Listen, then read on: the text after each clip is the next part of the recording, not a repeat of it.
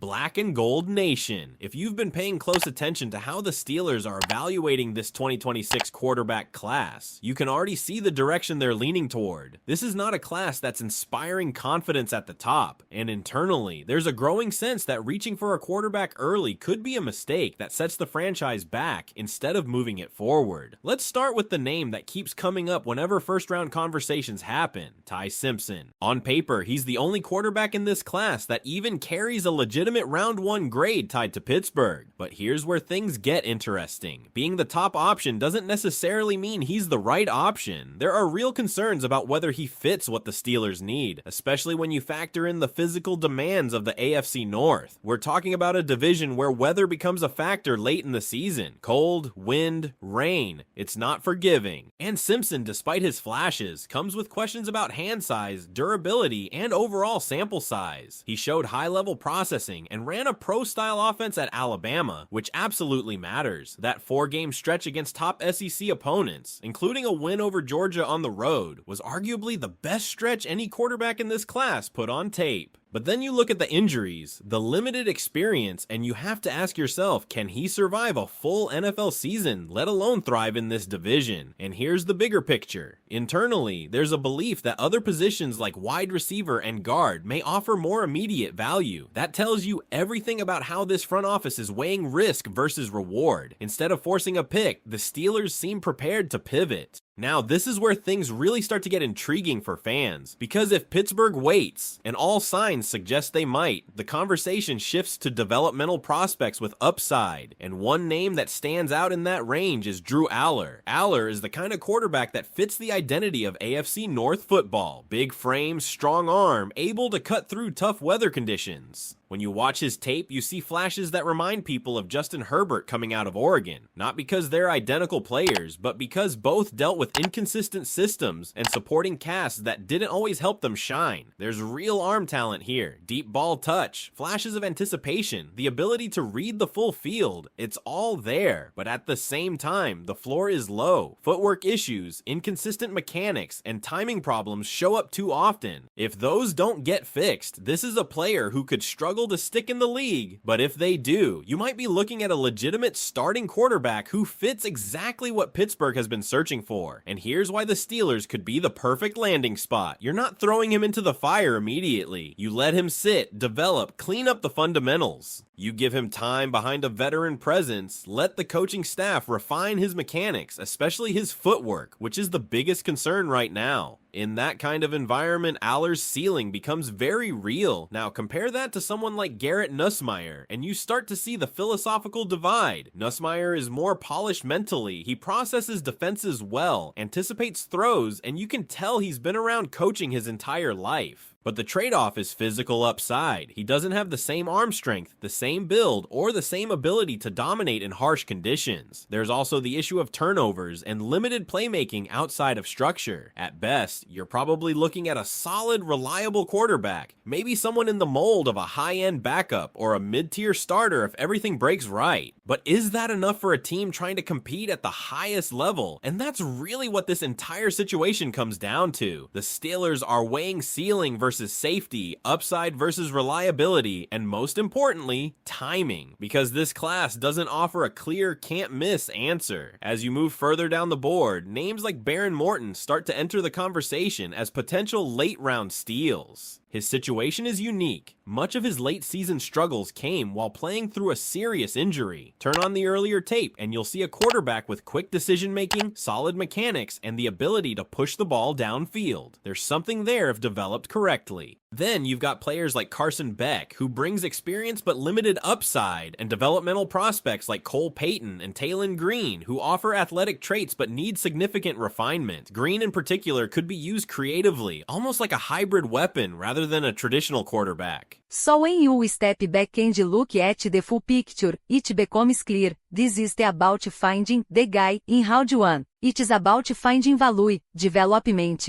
and the right fit for the long term, and that brings us to the real question Steelers fans need to be thinking about right Now if the team passes on a quarterback early and targets someone like Drew Aller or even a lateral sleeper instead, are you comfortable trusting that long-term play, or do you believe Pittsburgh should take a bigger risk to secure a potential franchise quarterback right now? And that's where the conversation really starts to shift, because once you accept the idea that Pittsburgh might not force a quarterback early, the entire draft strategy opens up in a completely different way. Now you're not drafting out of desperation, you're drafting with patience, and more importantly, with intention. When you move into that mid to late day 3 range, the Steelers are clearly looking for value swings, not safe picks, not polished products but traits, guys who have something you can build on. And one of the most fascinating names in that group is Baron Morton. If you only voted him late in the season, you probably walk away unimpressed, but that doesn't tell the full story. He was playing through a fractured fibula, still out there competing,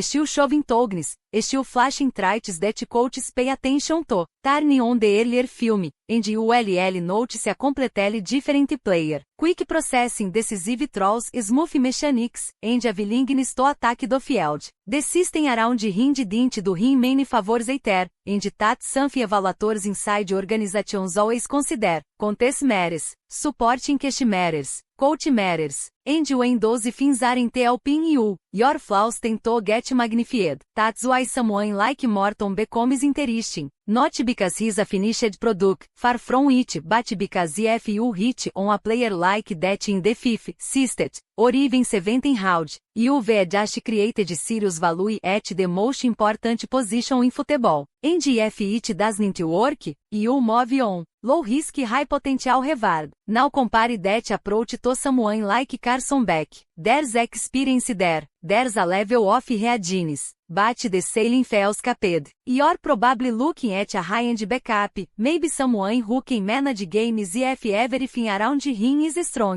But is elevating your franchise? That's the question Pittsburgh has to answer, and based on everything we are saying, they don't seem convinced. Then you've got developmental prospects like Cole Python. The size is there, the athleticism is there, but mechanically and mentally there's a long road ahead. This is not a one-year project. This is someone you're committing to developing over time, and there's no guarantee it clicks. The same goes in a different way for Tylen Green. Green might be one of the most unique players in this entire class. Elite speed for his size, real physical tools, and the ability to create mismatches. But if you're expecting a traditional quarterback trajectory, you might be setting yourself up for disappointment. His development has progressed the way teams would hope after so many reps at the college level. However, if you get creative, if you think outside the box, he could become a weapon, a hybrid piece, someone you use situationally, someone defenses have to account for every single snap he's on the field. And that's the key theme here, flexibility. The Steelers aren't boxing themselves into one pass.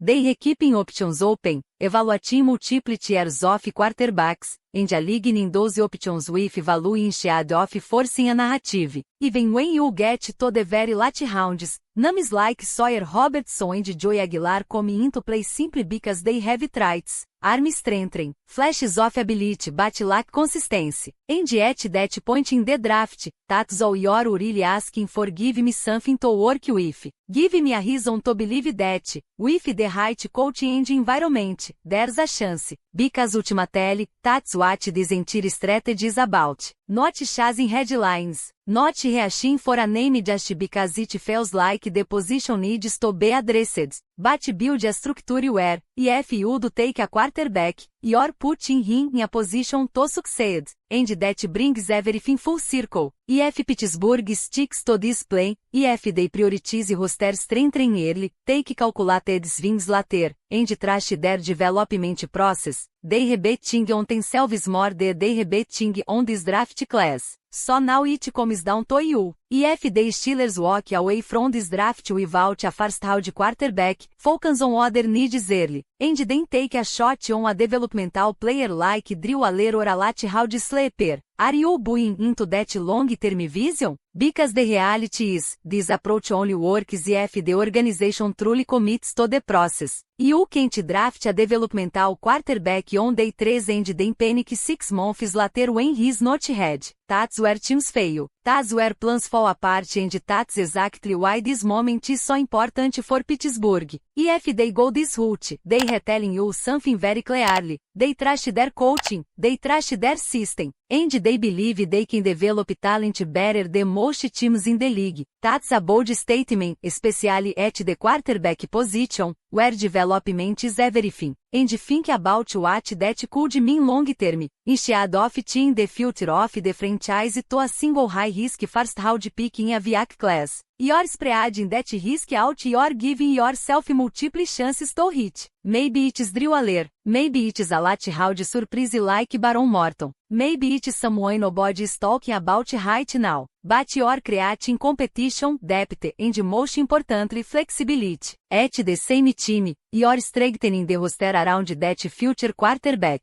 You're adding talent at positions that can immediately impact games. And when the team comes for that young QB to step in, he's not walking into chaos, he's stepping into structure. That's how you set someone up to succeed in this league. But let's be honest for a second, this path requires patience. And patience is always easy, especially in a city like Pittsburgh, where expectations are always high. Fans want answers. They want to know who the next franchise quarterback is going to be. They want certainty. And this strategy, it doesn't give you certainty right away. What it gives you is a calculated bet. A bet that development, environment, and timing can turn potential into production. A bet that pass on a quarterback now could actually put you in a better position to find the guy later, better stats through development or even a stronger future draft class. So now it really comes down to belief. Not just from the front office, not just from the coach staff, but from the fanbase as well. Do you believe this team can develop a quarterback the right way if they don't take one